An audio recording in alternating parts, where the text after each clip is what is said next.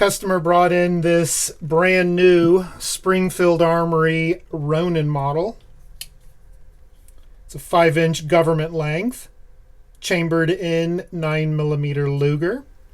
Serial number on this one is NM948496.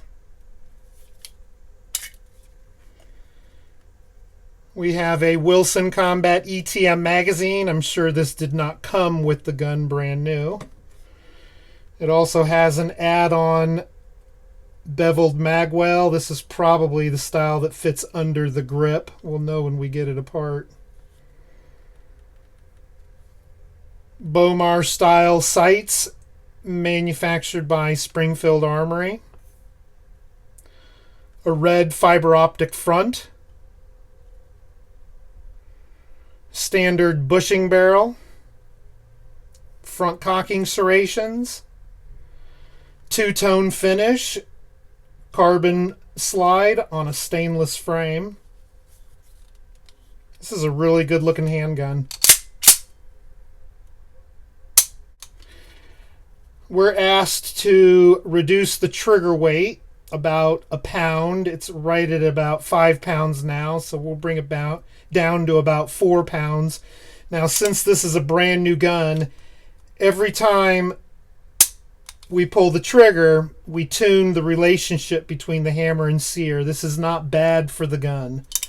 What's bad for the gun is when you drop the slide hard from slide lock with no ammunition in the magazine or nothing in, chambering into the chamber. That shock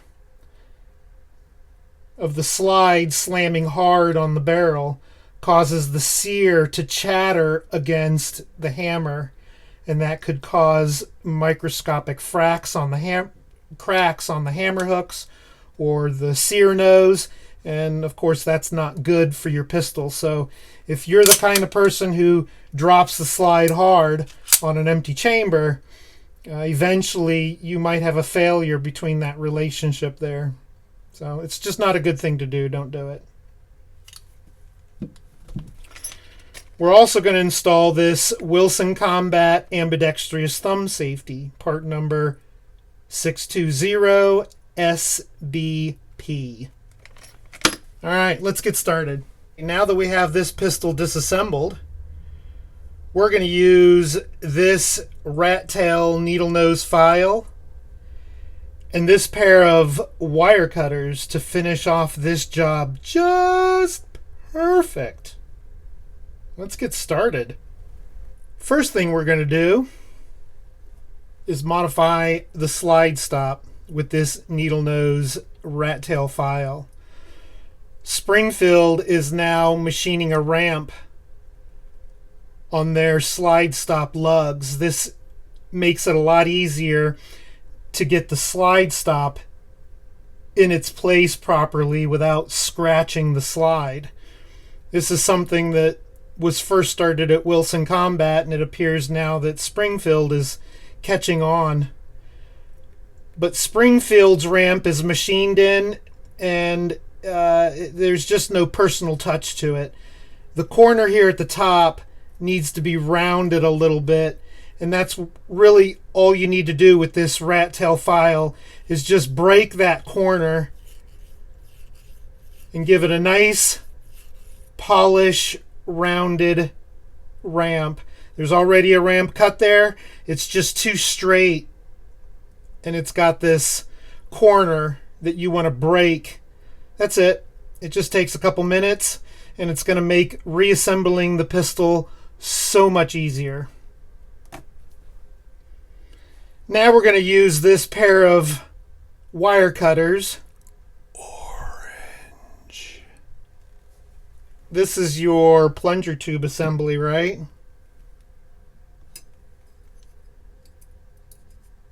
Have you ever been disassembling your pistol and your plunger tube assembly does that upon removing your thumb safety? Well, that's super, super easy to fix. You just need these wire cutters.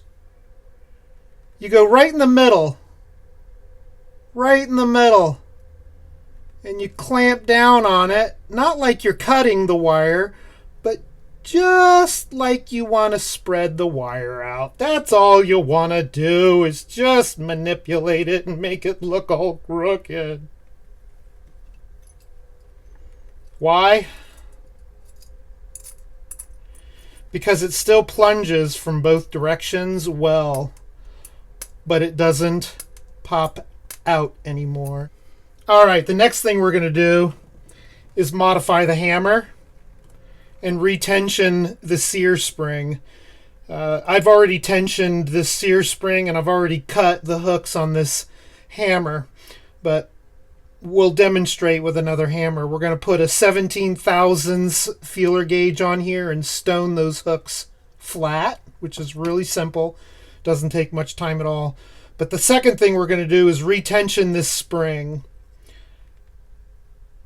Just based upon the weight that this was giving me before I took it apart, it was right around 5 pounds. I took this end spring with a little 90-degree hook and I just pulled it back. It was almost even with the middle spring, which is your disconnector spring. And I pulled it back and retensioned it just a little bit. Don't retension it in several places. You don't want the spring all crooked. You really just want to do it one time. Just pull it back, and if you have to push it back a little bit, whatever. But just with a little bit of finesse. You don't have to muscle it. Just pull back on it a little bit, and that's going to reduce your weight. First, get your hammer clamped down in a set of soft jaws, and then using a 17 thousandths feeler gauge and a honing stone, place the feeler gauge against your hammer hooks. Whatever sits above the feeler gauge, you want to remove with your stone. Doesn't take much. All you got to do is just lightly grind against the hammer hooks until the honing stone is now resting on the feeler gauge itself.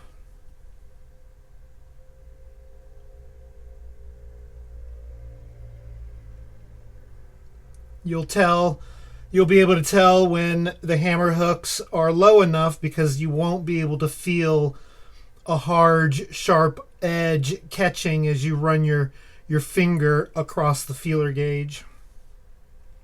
That's it. We're almost done with this project. We just need to get the ambidextrous thumb safety installed now. Typically, with most thumb safeties, you would need to file on this corner of the lug, matching it to the sear. You don't want the sear to touch on the lug, but you don't want the sear to sit so far forward that allows the sear to move while the safety is engaged. That would not be good. In this case, this safety matches up to the sear perfectly. The sear sits off from this lug about 1/1000th of an inch. When the sear's engaged, when the safety is engaged, the sear doesn't move at all. That's perfect. That's exactly what you want. I can't say that that's going to happen in your case, even if you have a Springfield Ronin, but it's beautiful when it does happen that way. When we put the lower together, we use the Wilson Combat pin, which has a slight extension to engage the right side paddle. Push the grip safety in to match up the holes. Slide your pin through, and then make sure the hammer pin engages the keyhole slot, and then move the safety all the way down. And then with the left side paddle, of course this is a split pin, you want to put this pin on the bottom of the other pin.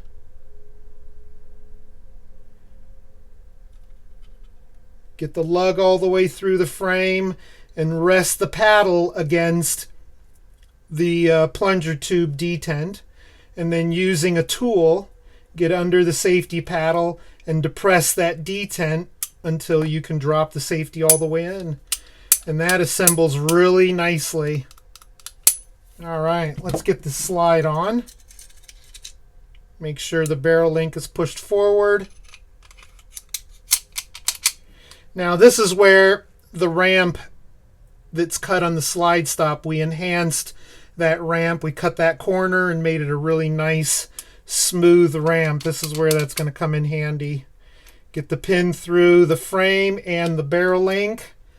Rest the ramp on the slide stop on the detent. Line the slide up with the lug. Push it right in.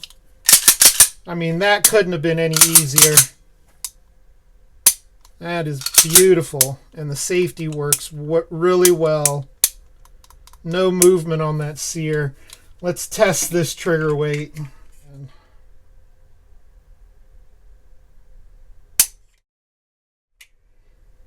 Awesome. Thanks for watching.